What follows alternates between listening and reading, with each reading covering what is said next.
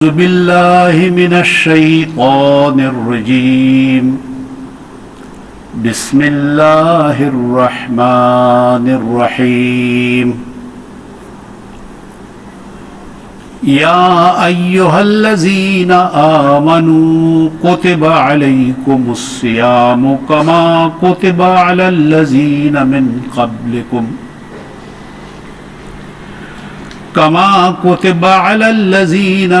قبلكم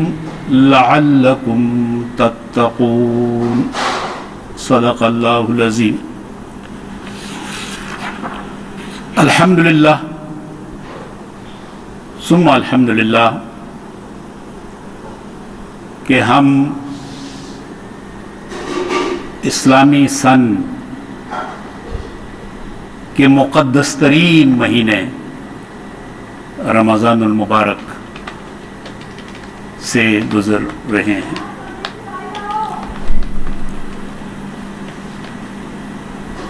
رمضان المبارک کا مہینہ دوسری قوموں کی طرح، جس طرح قرآن پاک میں ارشاد باری تعالیٰ ہے، سابقہ اقوام پر بھی روزے فرض کیے گئے تھے، لیکن جس انداز میں اور جس ترتیب کے ساتھ اور جس اہتمام کے ساتھ اسلامی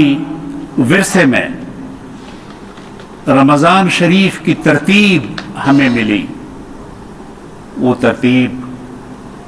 باقی تمام سابقہ اقوام سے ممتاز اور منفرد ہے. اور یہ ہمیں اللہ تعالیٰ نے ایسا مہینہ دیا ہے کہ اس مہینے کے بارے میں یہ کہا جاتا ہے کہ اگر اس مہینے میں بھی کسی نے اللہ تعالیٰ سے مغفرت حاصل نہیں کی تو وہ یقیناً ایک بدبخت، ایک بدقسمت انسان ہوگا.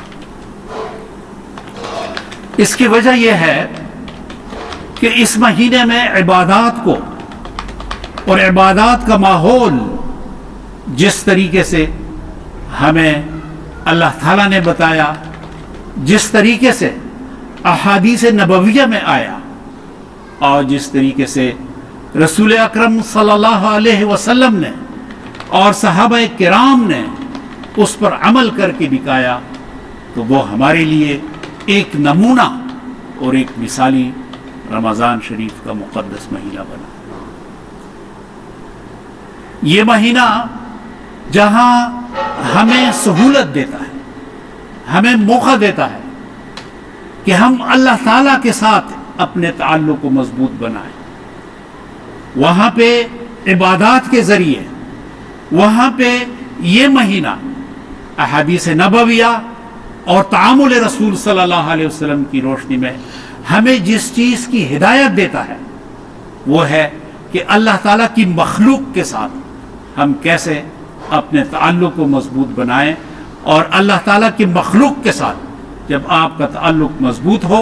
تو یہ وہ اساس ہے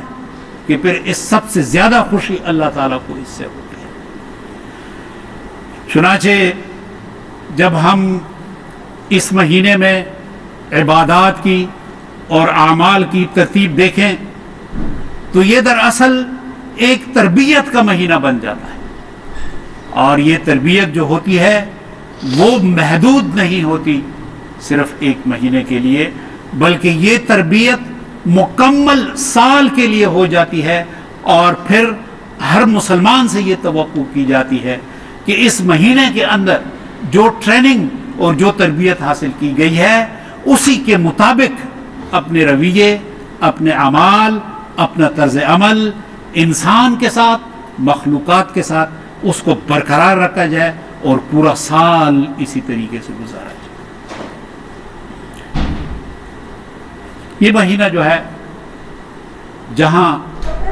ہمیں اس مہینے میں قرآن پاک کے ساتھ لگاؤ، اللہ تعالیٰ کے سامنے سجدریز ہونے کے لیے مواقع نماز با جماعت، تراویح اور اس طریقے سے جمعے کے خطبے اور یہ عبادات، اس کے ساتھ ساتھ رسول اکرم صلی اللہ علیہ وسلم کا طرز عمل، آپ صلی اللہ علیہ وسلم کی سنت دیکھیں تو اس روایات کے مطابق وہ یہ ہے کہ آپ کا انسانوں کے ساتھ تعلق، ان کی مدد، عطیات، ہدایہ، صدقات، ان میں بھی اضافہ ہو جاتا تھا تاکہ وہ لوگ جو نادار ہیں، جو معاشی طور پر کمزور ہیں، وہ بھی اس مہینے کی ٹریننگ میں عبادات کے حوالے سے، اور پھر اس مہینے کے بعد جو عید، جو خوشیاں آ رہی ہیں، ان خوشیوں میں وہ باقاعدہ شریک ہوں، دیگر لوگوں کی طرح، ان لوگوں کی طرح کہ جو معاشی حوالے سے مستحکم ہیں، معاشی حوالے سے خوشحال ہیں۔ چنانچہ اس مہینے میں جہاں مالی لحاظ سے انفاق فی سبیل اللہ، اللہ تعالیٰ کی راہ میں خرچ کرنے پر زور دیا گیا ہے، اسی طریقے سے انسانی رویے ایسے ہیں کہ اس میں تعاون کا جذبہ، تعاون کی تربیت، انسانی احترام کی تربیت، صبر کی، تحمل کی تربیت، جذبات میں نہ آنے کی تربیت، لوگوں کے ساتھ رواداری کی تربیت، اخلاقی کی تربیت، یہ وہ تمام رویے ہیں کہ جن کی تربیت کے لیے اللہ تعالیٰ نے ہمیں یہ مہینہ دیا ہے، تاکہ اس مہینے میں ان رویوں کی تربیت حاصل کر کے اس کا عمل اور اس کا اطلاق اور اس کا اجرا ہم جاری رکھیں سال کے باقی مہینوں میں بھی۔ یہ صبر و شکر کا مہینہ ہے، اس کے اندر انسان کی زندگی کی ترتیب بدل جاتی ہے، ایسے اوقات میں کہ جو اوقات انسان کی طبیعت پہ گراں ہوتے ہیں، مثلا سحری کے لیے اٹھنا، افطار کا وقت جو بالعموم کھانے پینے کا نہیں ہوتا، لیکن اس وقت افطاری کرنا اور اس وقت سحری کا انتظام، یہ دراصل وہ تربیت ہے کہ کس طریقے سے اپنے مزاج پر،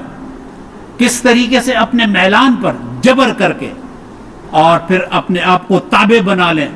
اللہ تعالیٰ کے احکام کے۔ تو یہ وہ تربیت کا پہلو ہے کہ جو اس رمضان شریف کے مہینے میں ہم سیکھتے ہیں۔ میں نے قرآن پاک کی جو آیت آپ کے سامنے پیش کی، اس میں صیام کا یعنی روزے کا جو فلسفہ اللہ تعالیٰ نے بیان فرمایا وہ یہ ہے کہ لعلکم تتقون، تاکہ مسلمان تقوی کی راہ اختیار کر لیں۔ تقوی کیا ہے؟ تقوی دراصل یہ ہے کہ اللہ تعالیٰ کی موجودگی کا احساس ہو ہر وقت، کہ رب جو ہے وہ میرے سامنے موجود ہے، میرے اوپر موجود ہے، وہ میرے اعمال، میری نیتوں سے آگاہ ہے، میری نیت، میرے ارادوں سے وہ آگاہ ہے، اور وہ اسی کے مطابق ہمارے لیے آخرت میں اپنے اجر جو ہے، جزا جو ہے، سزا جو ہے، اس کا تعین فرماتا ہے۔ چنانچہ جب یہ تربیت ہو جائے تو یہ تربیت، اس مہینے کی تربیت انسان کو ایک بہتر شہری، ایک بہتر انسان، مخلوق کے ساتھ ایک بہتر تعلق، اور اس کے ساتھ ساتھ سب سے زیادہ اللہ تعالیٰ کے تعلق، اللہ تعالیٰ کے ساتھ تعلق جو ہے اس کو ایک استحکام دیتا ہے، اس کو ایک دوام دیتا ہے۔ یہ مہینہ اسلامی تاریخ میں ہمارے لیے کچھ واقعات کا بھی امین ہے۔ اس مہینے میں اسلامی تاریخ کی، اسلامی تاریخ کا پہلا غزو، پہلی جنگ، بڑی جنگ،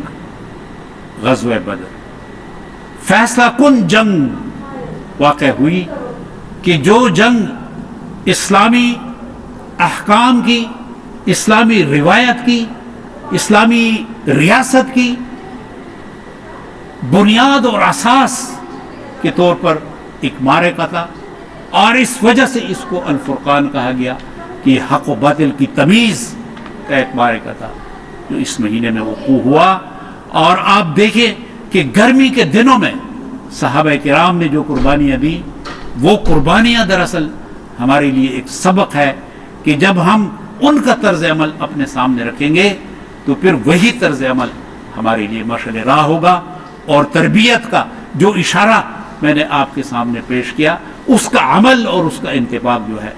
اس میں آسانی ہوگی۔ پھر اس مہینے میں ام المؤمنین حضرت عائشہ رضی اللہ عنہا کی وفات ہوئی۔ حضرت عائشہ رضی اللہ عنہا ہمارے لیے بہت حوالوں سے ایک ماڈل، ایک نمونے کی شخصیت ہیں، لیکن ان کی شخصیت کا یہ پہلو کہ جس طریقے سے انہوں نے خواتین کے اندر تعلیم کو عام کیا، خواتین کے اندر قرآن فہمی کو عام کیا، خواتین کے اندر رسول اکرم صلی اللہ علیہ وسلم کی سنت کو، رسول اکرم صلی اللہ علیہ وسلم کی روایات کو عام کیا، تو یہ وہ ایک نمونہ ہے ہمارے لیے کہ ہم اپنی اولاد کو، ہم اپنے خاندان کو، ان خواتین کو ماڈل کے طور پر پیش کریں حضرت عائشہ رضی اللہ عنہا کو، اور اس طریقے سے تعلیم کے فروغ میں اور رسول اکرم صلی اللہ علیہ وسلم کی سیرت کی تفہیم اور سمجھنے، ان کی سیرت پر عمل کرنے کی رویے کو فروغ دینے کی کوشش کریں۔ یہ جو عشرہ 10 دن شروع ہو گئے ہیں، اس میں اللہ تعالیٰ نے، رسول اکرم صلی اللہ علیہ وسلم کی سنت نے ہمیں کچھ اور بھی حوالے دیے ہیں کہ یہ عشرہ جو ہے یہ مزید اللہ تعالیٰ کی قربت کے حصول کا عشرہ ہے، 10 دن ہے، مزید انسانوں کے ساتھ، اللہ تعالیٰ کی مخلوق کے ساتھ بہتر رویوں کے لیے یہ عشرہ ہے۔ لیلۃ القدر اس عشرے پہ ہے، قدر کی رات جس میں عبادات ہے، اور اس کی عبادات جو ہیں وہ 1000 شہر، 1000 مہینے کی عبادات کی برابر ہے۔ تو آپ اندازہ لگا لیں کہ جب یہ پورا عشرہ اور ان کے اندر طاق راتیں، یہ جب ہم عبادت الہی میں گزاریں اور اس تربیت میں گزاریں کہ جو رمضان کا مہینہ ہمیں دیتا ہے، تو اس طریقے سے ایک ممارست ہو جائے گی، ایک ایکسرسائز ہو جائے گی، اور ہمیں آسانی ہوگی کہ بعد کے آنے والے مہینوں میں بھی اسی کے مطابق عمل کریں۔ اعتکاف یہ بھی دراصل وہ عمل ہے کہ جو ہمیں سبق دیتا ہے، جو ہمیں ٹریننگ دیتا ہے، جو ہمیں تربیت دیتا ہے اسی مقصد کے لیے کہ جو مقصد اللہ تعالیٰ نے ہمیں صیام کا بتایا ہے، روزے کو بتایا ہے، لعلکم تتقون۔ اور پھر یہ موقع ہمیں ان لوگوں کا جو صاحب نصاب، جن کے پاس اللہ تعالیٰ کی دی ہوئی نعمتیں ہیں، کہ وہ صدقہ فطر کی صورت میں، فطرانے کی صورت میں، وہ عید کی نماز سے پہلے ان لوگوں کو بھی مالی مدد کریں، تاکہ وہ لوگ بھی کہ جو معاشی طور پہ زیادہ بہتر نہیں ہیں، وہ بھی عید کی خوشیوں میں شریک ہوں۔ اور یہ صدقہ فطر جو ہے یہ گندم کی قیمت کی صورت میں، جو کی قیمت کی صورت میں، کھجور اور کشمش کی قیمت کی صورت میں، تو یہ 170 روپے فی کس سے لے کر اور 2500 فی کس تک ہے۔ یہ منحصر ہے اس بات پہ کہ آپ کی مالی حیثیت کیا ہے۔ چنانچہ یہ مہینہ ہے بے انتہا بابرکت مہینہ ہے، مسلمانوں پر اللہ تعالیٰ کا بہت بڑا احسان ہے۔ اللہ تعالیٰ سے دعا ہے کہ وہ ہمیں اس مہینے کی برکتوں سے نوازے، اس مہینے کا جو فلسفہ ہے اس کی ہمیں بہتر تفہیم دے، پاکستان کی تقویت کا اور مسلمانوں کی تقویت کا سبب بنے۔ وآخر دعوانا ان الحمد للہ رب العالمین۔